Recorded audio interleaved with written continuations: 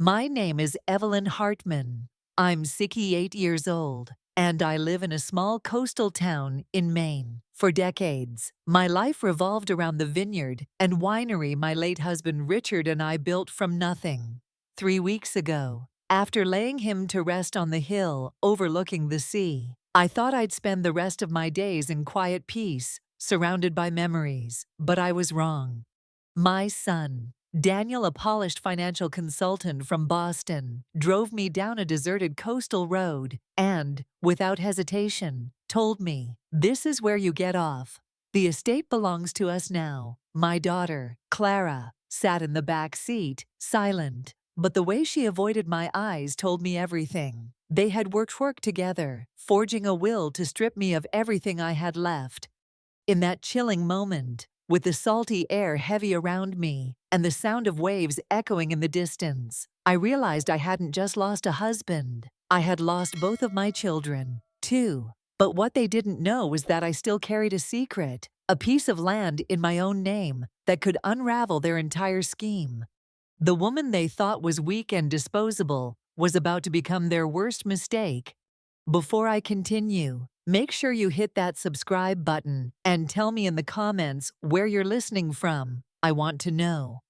The morning after Richard's funeral, I woke up in a house that felt like it no longer belonged to me. The wooden beams above our bed, the curtains I had sewn myself years ago, the faint smell of oak barrels from the winery drifting through the windows, everything was familiar, yet hollow. I had thought grief would be my only companion, but instead, suspicion had already settled in.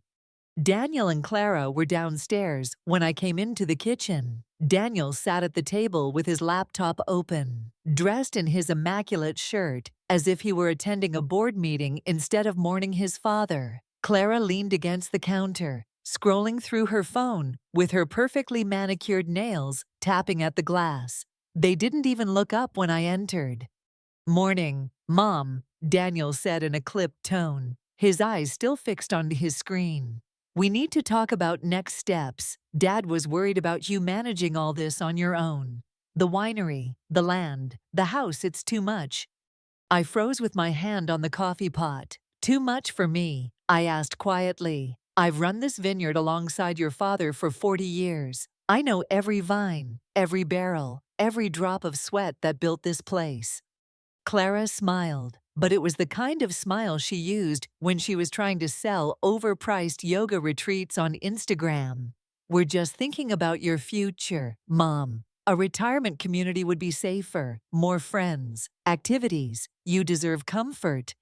Comfort. That word stung more than it should have. My comfort had always been here, among the vines Richard and I had planted together, watching the grapes turn from green to gold under the Maine sun. The comfort of family dinners on the porch, of children laughing while chasing each other through the rows. Yet my own children were now treating me like a fragile piece of luggage. They were eager to check in and forget. Daniel finally looked up, his tone calm but sharp. "Dad spoke to me last year. He didn't think you could handle the business alone. He wanted Clara and me to modernize it, invest, and take it forward. He wanted us to take care of you, Bill." "Take care of me," I repeated, my voice trembling with disbelief. "By stripping me of my home, by throwing me into some facility so you can sell everything Richard and I built." Daniel slid a folder across the table. The papers inside bore a signature that looked hauntingly familiar, Richard's. "He left the estate to us. The will is clear." I picked up the document, my hands shaking. I had held Richard's hand through his final weeks, watched the tremors in his fingers, the way he struggled to hold a pen. The signature on that paper was too steady, too perfect. My stomach turned cold. "You made him sign this," I whispered, when he was too sick to know what he was signing. Daniel's expression hardened. He was lucid. "Don't accuse me of lying." Clara set her phone down, her voice softer, but no less manipulative. "It's for the best, Mom. There's a developer interested. They're offering $7 million for the land. Think about it. We could all have fresh starts." $7 million. To them, it was a number flashing in their eyes like casino lights. To me, it was the cost of erasing decades of labor, of burning away Richard's dream, of paving over the soil where our love had taken root. I pushed the papers back toward Daniel. Your father would never agree to this. He protected this land his entire life. He refused offers bigger than this because he knew the value wasn't in the money, it was in the legacy. Daniel's jaw tightened. Mom, be reasonable. The vineyard's outdated. The market's changing. You can't cling to the past forever. But what he called the past was my present, my identity. Without this land, I was no one. Without this house, I was a ghost. I need time, I said finally, my voice firmer than I expected. I won't decide anything tonight. But I could see it in Daniel's eyes, in Clara's smirk. They weren't waiting for my decision. They had already made it. That night, I lay awake in the bed Richard and I had shared, staring at the ceiling, where shadows from the moon flickered like ghosts. I heard the faint clicking of Daniel's laptop downstairs, the murmur of Clara's phone calls. My children weren't grieving. They were plotting.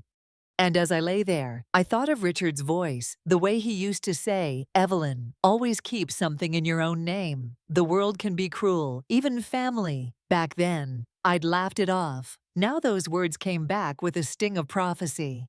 They thought they had cornered me with their forged will, with their greedy schemes. They thought I would surrender, sign the papers, and disappear quietly into some pastel-colored retirement home.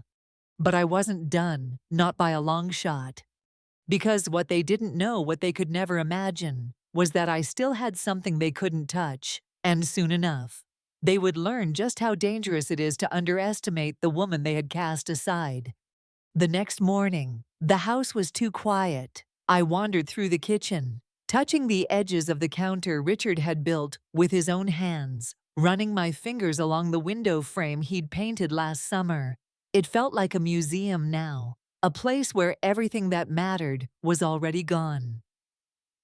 Daniel and Clara were already dressed when I came downstairs, their voices hushed, their faces sharpened with purpose. Good news, Daniel said, closing his laptop with a satisfied snap. We've packed a few things for you. Clara and I thought we'd drive you out to Sunny Harbor today. It's a beautiful retirement community, right on the coast. You'll love it. Sunny Harbor. I knew it well. It was a glossy brochure kind of place, where residents were photographed smiling at shuffleboard courts, pretending not to notice their lives had been traded for convenience. My chest tightened as I glanced at the small suitcase by the door. They had already decided. I'm not going anywhere, I said firmly, pouring myself a cup of coffee. This is my home. Richard and I built this together. You can't just decide for me. Mom, Clara chimed in, her tone sugar-coated, but her eyes restless. The paperwork is done. The developer closes next week. You can't stay here. It's not safe, not practical. The word practical felt like a knife twisting in my chest. For them, practicality meant stripping away every root of my life, discarding memories like old furniture. I set my mug down hard enough to rattle the saucer. I need my medication from the bathroom, I said, keeping my voice calm, and I'd like to take a few personal things. Daniel exchanged a quick glance with Clara. He thought he was in control. Fine, he said, waving a dismissive hand. Take what you need. We'll send the rest later. I walked through the house slowly, breathing in every detail, as if memorizing it, the worn quilt across my bed, the faded photographs on the hallway wall, the rocking chair Richard had sat in during his final days. In the bathroom, I retrieved my medication, but I also reached for something they didn't know about: my passport and birth certificate. Hidden in a small compartment Richard had built decades earlier. He always believed in being prepared. Then, in the back of the closet, behind Richard's flannel shirts, I found the fireproof box. Inside was the deed to the 20 acres of land I had purchased in my maiden name before I even married Richard. It was the land with the main well, the water rights every developer needed. Daniel and Clara thought they held all the cards. They had no idea the ace was still in my hand. When I returned to the kitchen, I let Clara take my arm, as though I were already the frail old woman they imagined me to be. Daniel picked up the suitcase and opened the door, his expression cold, businesslike. We drove in silence through the winding coastal roads. I watched the vineyards vanish in the rearview mirror, the vines Richard had grafted with his own hands, the barn he had rebuilt after the hurricane, the rows of grapes that had sweetened under our care for decades. Each sight disappearing felt like a knife. But then Daniel turned off the main road. My stomach dropped. This wasn't the way to Sunny Harbor. The air grew heavier, the road more deserted. Finally, he pulled over by an empty stretch of land. The ocean roared faintly in the distance, unseen beyond the cliffs. "This is where you get off," he said, his voice unnervingly calm. "The house, the vineyard, everything, it's ours now. You'll be fine. There's a gas station a few miles down. Call one of your friends." Clara shifted uncomfortably in the back seat. "Daniel, don't start," he snapped. "She'll fight us, contest the will, embarrass us in front of the developers. This is cleaner." My hand tightened around the strap of my purse. I looked at my son, the boy who had once chased fireflies through these fields, and saw only a stranger. I turned to Clara, desperate for some sliver of humanity. "I'm sorry, Mom," she whispered, her eyes darting away. "I have debts. I can't lose this money." I nodded once. My heart ached, but it didn't break. It couldn't, not anymore. I stepped out of the car, clutching the suitcase they had packed for me. Gravel crunched under my shoes, the spring air sharp with salt and rain. They didn't look back. Daniel hit the accelerator, and the sleek black car disappeared over the hill. I stood there, abandoned on the side of the road. No phone, no money, no family. But what they hadn't counted on was that I still had myself, my name, and that deed in my purse, the one thing they didn't know existed. For a moment, I stood perfectly still, letting the betrayal burn its way through me. Then I took a deep breath, adjusted the strap of my bag, and began walking not toward the gas station Daniel had mentioned, but toward town, toward my future, toward revenge. Each step was slow, painful, but purposeful, and with every mile, my grief hardened into something sharper, something unstoppable. By the time the first buildings of town appeared on the horizon, blistering my feet and soaking sweat into my funeral shoes, I no longer felt like a woman abandoned. I felt free, free to fight back, free to take everything they thought they had stolen and turn it into their downfall. By the time I reached the edge of town, my legs felt like lead, and my feet burned inside the black flats I'd worn to Richard's funeral. Every step across the cracked pavement reminded me of the betrayal that had carried me here. But I didn't stumble, and I didn't stop. Pain had a way of sharpening things, and mine had crystallized into a purpose I hadn't felt in years. Miller's Gas and Grocery stood like a beacon, its faded red sign swaying against the gray sky. I sat down on the wooden bench outside, my suitcase at my feet, and tried to catch my breath. The steady rhythm of cars pulling in and out, the smell of gasoline mixed with fried chicken from the deli. Inside, ordinary life surrounded me. Ordinary people. No one here knew that Evelyn Hartman had just been discarded like an unwanted package by her own children. Mrs. Hartman. I looked up to see Ray Miller, the store's owner, wiping his hands on a rag. His face softened with recognition. "You all right? You look like you've had one hell of a morning." "Just resting," I said, forcing my voice to sound steadier than I felt. "It's been a long day." Ray hesitated, his eyes flicking toward the suitcase. Then he shook his head and offered a small, kind smile. "I'm real sorry about Richard. He was a good man, helped me keep this place open when times were hard." "Yes," I whispered, my throat tightening. "He was—" "Come inside," Ray said gently. "Use the phone, no charge." The small kindness nearly broke me, but I swallowed it down, because I hadn't cried when they lowered Richard into the ground. And I wasn't going to cry now. Not when I needed every ounce of strength I had left. Inside, the store smelled of motor oil and fresh bread. Ray led me to a cramped office behind the counter where a landline sat waiting. I lifted the receiver and dialed the one number where I knew would matter most, Harold Green, our family lawyer for more than 30 years. Naomi, he answered on the second ring, then corrected himself. Evelyn, my apologies. I've been calling you since yesterday. I expected you at the will reading. My pulse spiked. What will reading? Harold was silent for a moment. Your son presented a document, but I had concerns. It didn't match the copy Richard and I prepared last year. I've been trying to reach you. The room tilted around me, but I gripped the desk until my knuckles whitened. Harold, I need your help, quietly. Can I come by? 1 hour, he said firmly. And Evelyn, bring whatever you have. When I hung up, I felt steadier. The deed in my purse pressed against me like a hidden weapon. I bought a prepaid phone from the counter with the emergency cash I always kept tucked away, a habit Richard had drilled into me years ago after a flat tire left us stranded. I also grabbed a bottle of water and a sandwich I had no appetite for. Ray tried to refuse my money, but I insisted. If I was going to rebuild my life, it would be on my terms, not pity. By the time I climbed the stairs to Harold's second-floor office on Main Street, the resolve inside me had hardened. His secretary's eyes widened when she saw me, but she only nodded and ushered me inside. Harold was waiting, tall and stooped with age, but his eyes sharp as a hawk's. He didn't sit behind his desk. Instead, he pulled up a chair beside me, the way an old friend would. Tell me everything, he said. And so I did. I told him about Daniel's cold precision, Clara's hollow apologies, the forged will, and the drive that ended with them leaving me on the side of the road.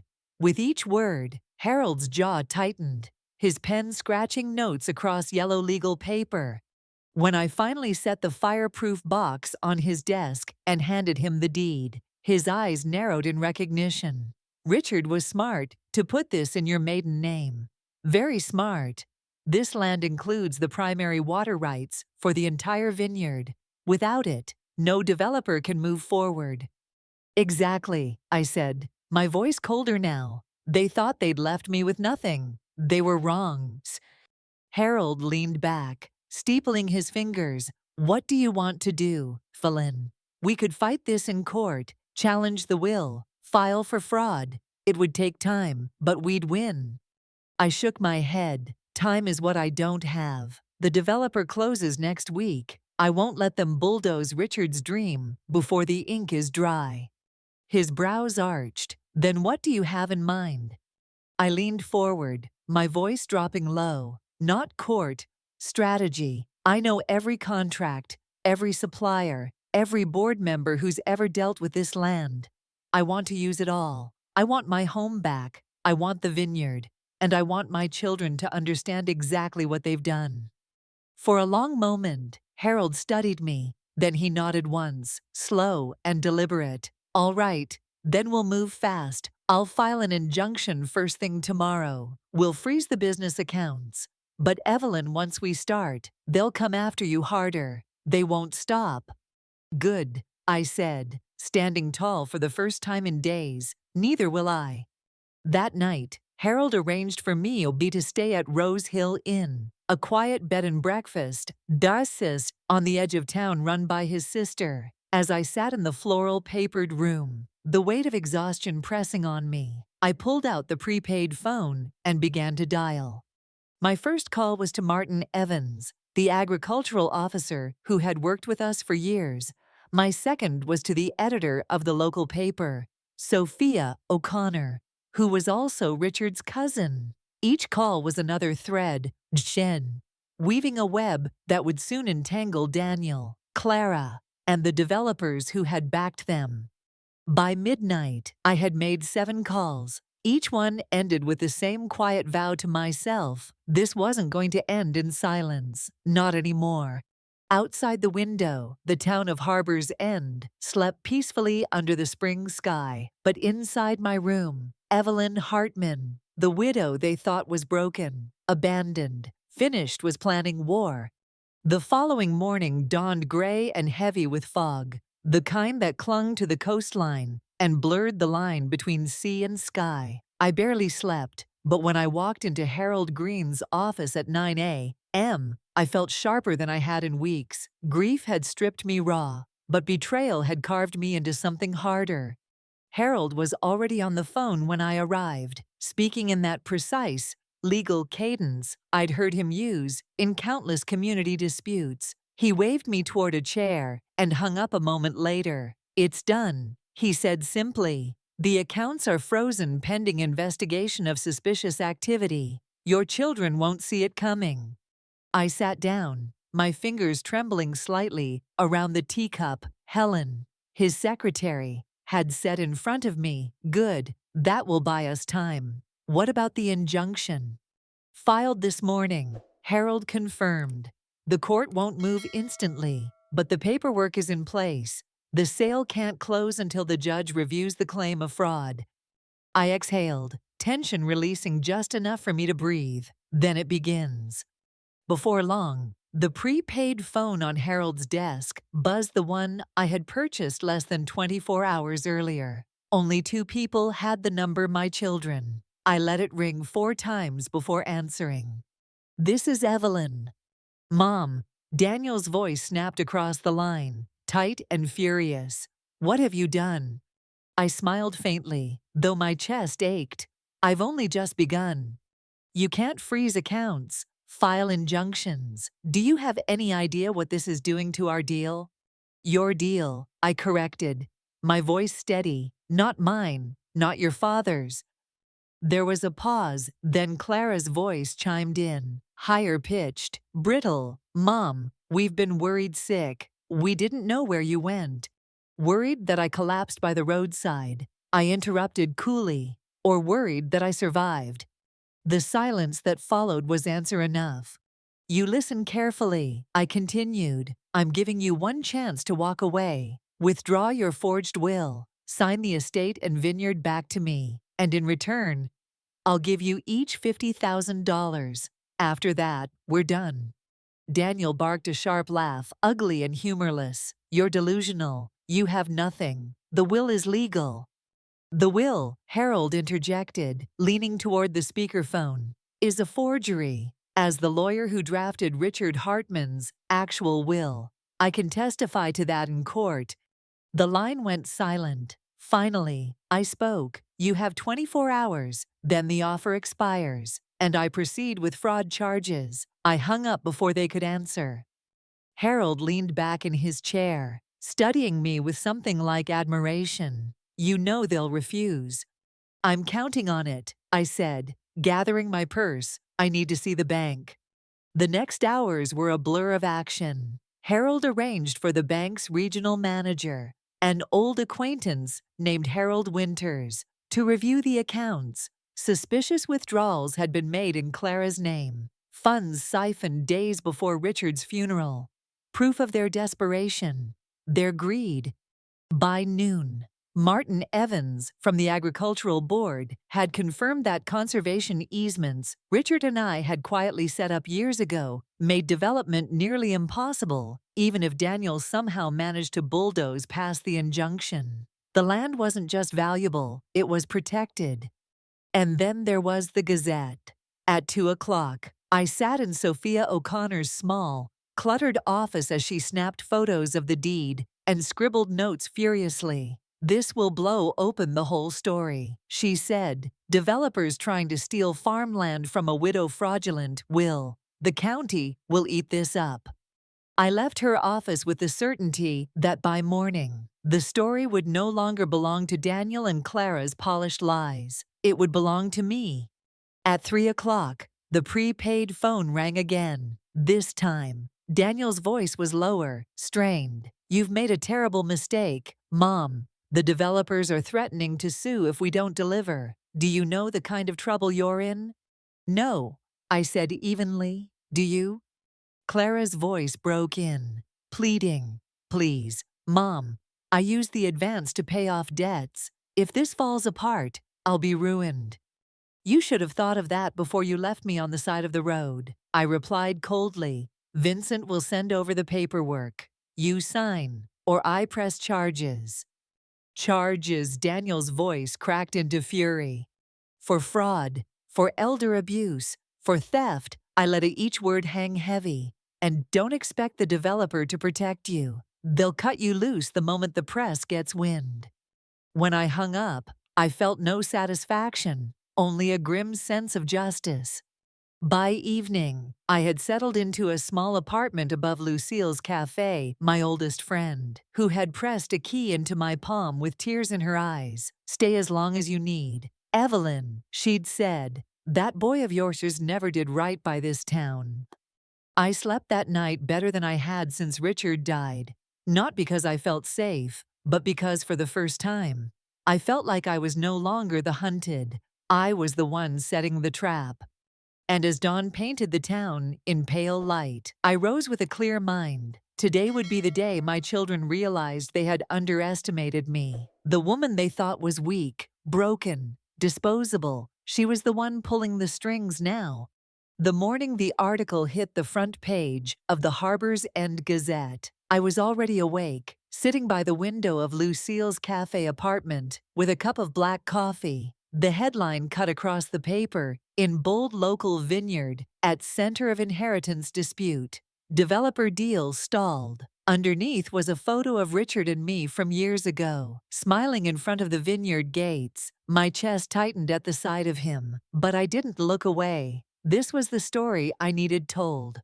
By noon, the phones at Harold Green's office were ringing off the hook. Neighbors, reporters, former employees, they all wanted to know the truth. For the first time in decades, my name carried weight not just as Richard's wife, but as the woman standing up against her own children and a predatory developer. When I arrived at Harold's office, he had already set up another meeting. This time, I wasn't just facing paperwork and injunctions. Sitting in the room with Harold was Robert Allen, a tall man in a gray suit whose reputation I knew well. Robert was a partner at one of the most powerful real estate law firms in Maine and an old college friend of Richard's. Evelyn, Robert said, standing to shake my hand. I'm sorry it's under these circumstances, but Richard once helped me out when I had nothing. I'm here to return that favor. His presence steadied me in ways I hadn't expected. He spread out documents across Harold's desk, his tone precise, cutting. This developer, Bayview Properties, has been under investigation before. Environmental violations, bribing officials. Your children have tied themselves to a sinking ship. I leaned forward, my voice steady. Then let's sink it faster. Boss bustem. Robert smiled faintly. That's the Evelyn Richard always described, quiet until it mattered. The rest of the morning passed in a blur of strategy. Robert would draft motions to block Bayview's permits, citing the conservation easements Martin Evans had confirmed. Harold would continue to press the fraud case, and I would become the face of resistance in the town, using every connection Richard and I had built over 40 years. By 2 o'clock, the prepaid phone rang again. I answered, knowing full well who it was. Mom, Daniel's voice cracked with urgency. What did you do? The bank froze the accounts. The paper's running with your lies, and the developer's lawyers are threatening us. Do you have any idea what you're doing? Yes, I said calmly. I'm protecting what your father built, something you clearly never cared about. Clara's voice broke in, shrill and panicked. Mom, please, if this deal falls through, I'll lose everything. They'll take my condo, my car. I'll be ruined. You ruined yourself the moment you chose greed over family, I replied coldly. And, Daniel, what about you? How much of this is about covering the mess you made in Boston? Did your firm know you were borrowing against your father's land? Silence. A silence so heavy it confirmed everything. I pressed on. You've both got a choice. Sign the vineyard and house back to me. Renounce the fraudulent will, or I file charges, and you go down with Bayview." Daniel finally spoke, his voice low. "You wouldn't send your own children to jail." "The woman who would have forgiven you anything," I said, my voice like steel, "was left on the side of County Road 17. She's gone. This woman, she'll see justice done." I hung up. My hands were steady this time. By late afternoon, Robert and Harold had pieced together the next step. If Bayview wanted to push, we'd force their hand. Robert had already contacted the state attorney general's office, filing a complaint that tied Bayview to a string of fraudulent land grabs across 3 counties. The timing was perfect. The Gazette had drawn enough attention that state investigators were suddenly interested. At dusk, Lucille closed the cafe and sat across from me at the counter, sliding a plate of pie toward me I didn't have the appetite for. "People are talking, Evelyn," she said. "Some think you're brave, others think you're heartless, cutting off your own children." "Maybe I am," I murmured, staring into the coffee I hadn't touched. "But bravery and cruelty look the same when you stop tolerating betrayal." Lucille reached across the counter, her rough hand warm on mine. "Richard would be proud." I wanted to believe that. I wanted to believe he'd see my fight as loyalty, not vengeance. But deep down, I knew this was both. That night, lying awake above the cafe, I heard the faint sound of footsteps pacing outside. Shadows stretched across the alley wall. My pulse quickened until I recognized the silhouette Daniel. He stood in the glow of a street lamp, his phone pressed to his ear, gesturing angrily into the dark. After a few moments, he disappeared. It wasn't over. He wasn't done fighting, but neither was I. When morning came, Robert arrived at Harold's office with more documents. His firm had filed emergency motions to halt Bayview's coastal project. "They'll try to scare you, Evelyn," he said, his tone serious. "They'll throw money, lawyers, threats. But Bayview is already bleeding. And with your children caught in their web, they're vulnerable." I nodded, sliding the deed across the desk. "They thought they buried me," I said, "but all they did was plant the seed. Now I'm going to grow something they'll never be able to uproot." The 3 of us sat in silence for a moment, the weight of what was coming pressing down. For the first time since Richard's death, I felt something close to clarity. My children had underestimated me. Bayview had underestimated me. And soon, they'd all learn what happens when a woman who's lost everything decides she has nothing left to fear. By the time the clock struck 4 that afternoon, Harold's office felt like a courtroom. Robert Allen sat beside me, his sharp suit immaculate, his briefcase brimming with papers that could slice through any pretense. Harold paced slowly near the window, his hands clasped behind his back. I sat still, hands folded neatly in my lap, though inside, my nerves thrummed like a taut wire. When the door opened, Daniel and Clara shuffled in. I had imagined them sweeping in with arrogance, but instead they looked frayed. Daniel's shirt was wrinkled, his tie askew. Clara's mascara was smudged, her hair pulled into a messy bun. Neither one could quite meet my eyes. "Sit," Robert instructed, gesturing to the 2 chairs across from us. His tone was clipped, the authority of a man who knew he had the upper hand. Daniel dropped into the chair, his jaw tight. Clara perched beside him, wringing her hands.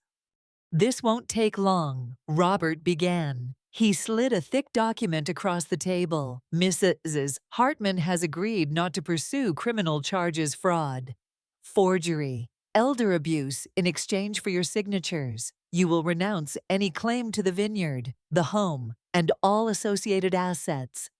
Daniel skimmed the first page, his face paling. "This says thus we forfeit everything, all inheritance, all rights." "Yes," I said simply. Clara's eyes filled with tears. "But, Mom—" "Don't," I interrupted, my voice sharper than I intended. "You already chose. The moment you left me on that road, you forfeited my forgiveness. This is mercy, not punishment."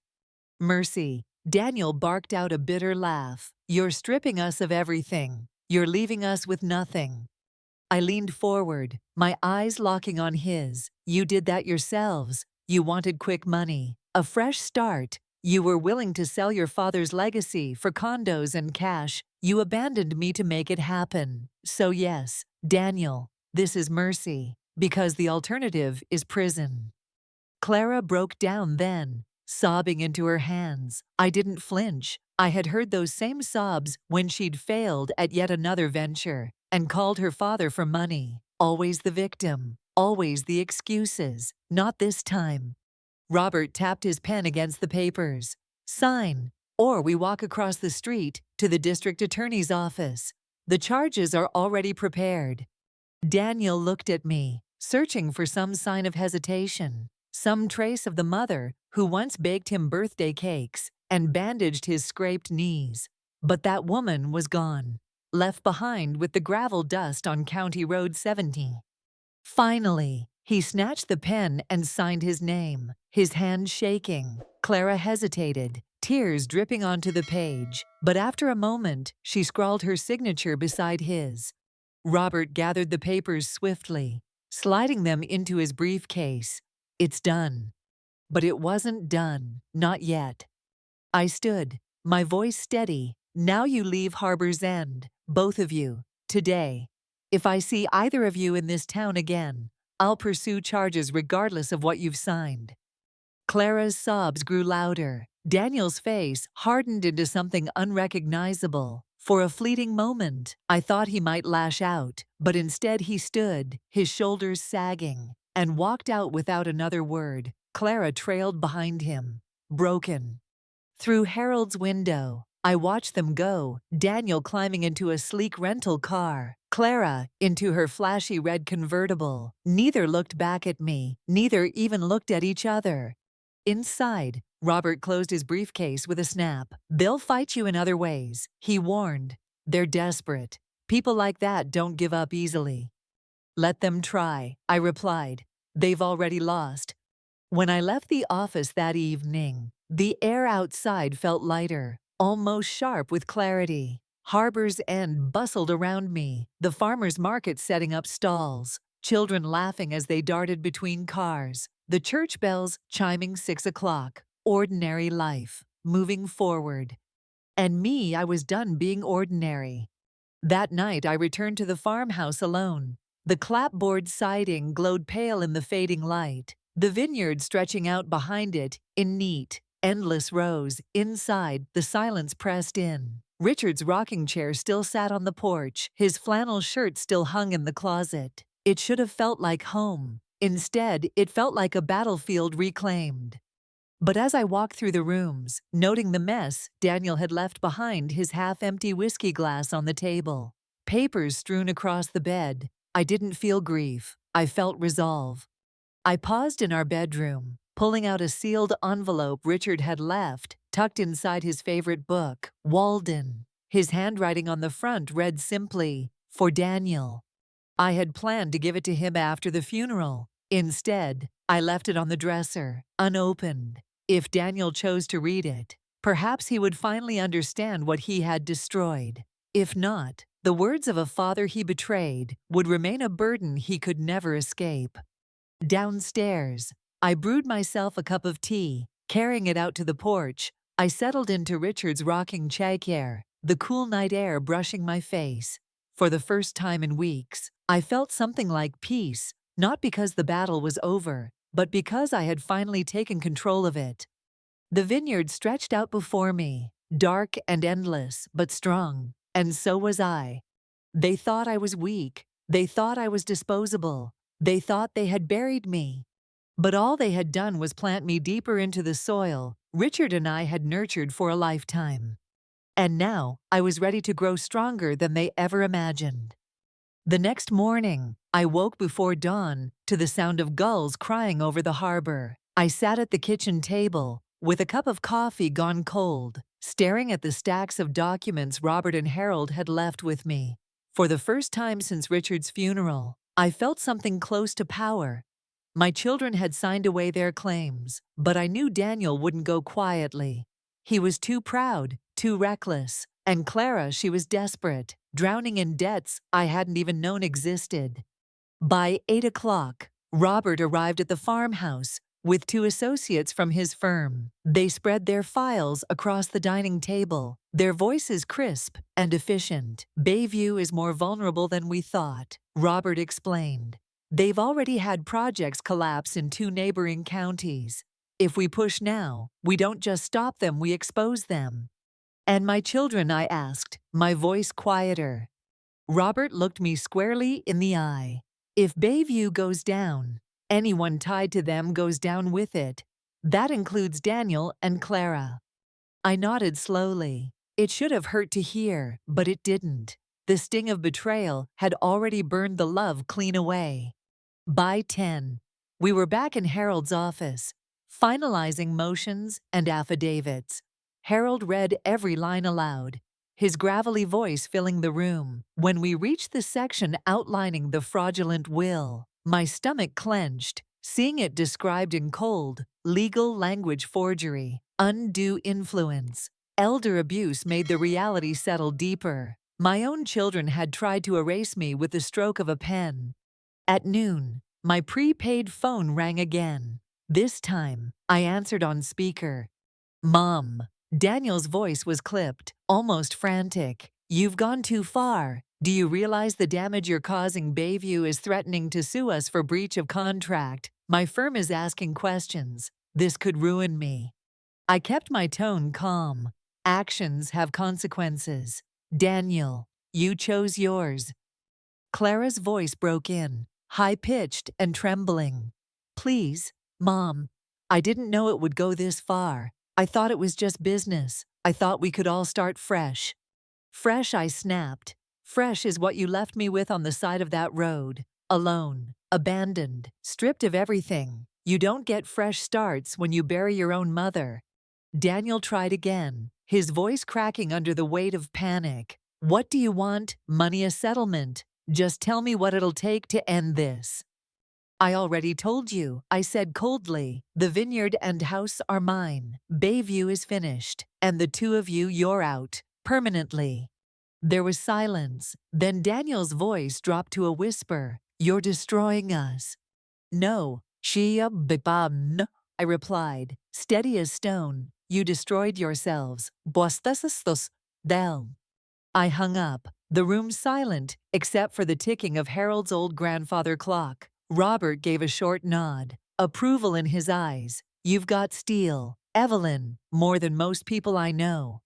That afternoon, Robert made one final call. "We'll have the state involved by tomorrow," he told me, sliding his phone back into his pocket. "Bayview's CEO won't know what hit him. By the time this is done, he'll be facing charges in multiple counties."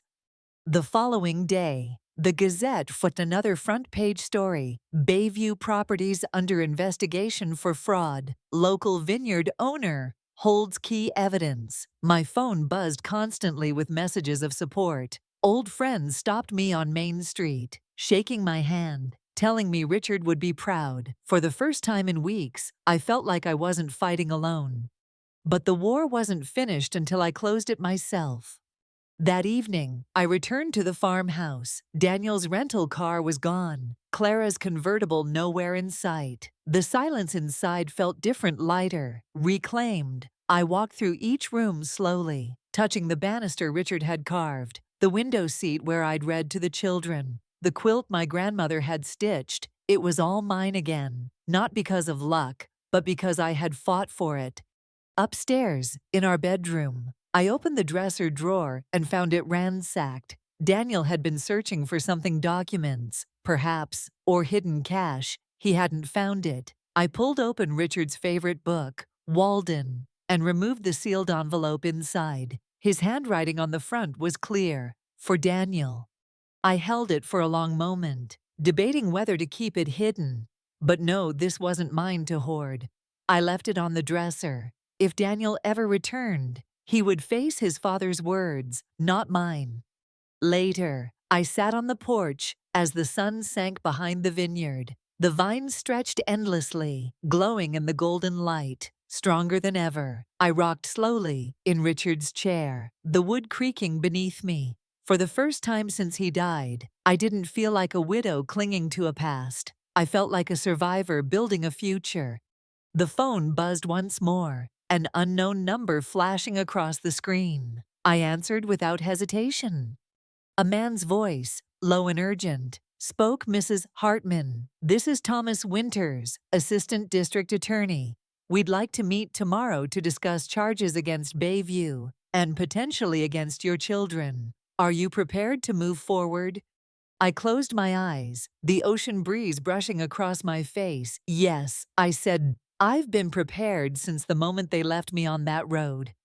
And for the first time, I realized I wasn't just fighting for myself anymore. I was fighting for Richard, for the land, for every person in this town who had ever been underestimated, silenced, or discarded. The final act of justice was coming, and I would see it through. So that's my story. Some of you might hear all this and think I was ruthless, cold, unforgiving. Maybe you're right. But when your own children leave you on the side of a road with nothing but a suitcase and their lies, something inside you changes. Grief hardens into resolve. Betrayal burns away sentimentality. What's left isn't cruelty, it's clarity. I didn't just protect a vineyard, I protected a legacy. I protected Richard's dream, the soil and vines we nurtured with our hands, the future he wanted for this land. And I proved that kindness should never be mistaken for weakness.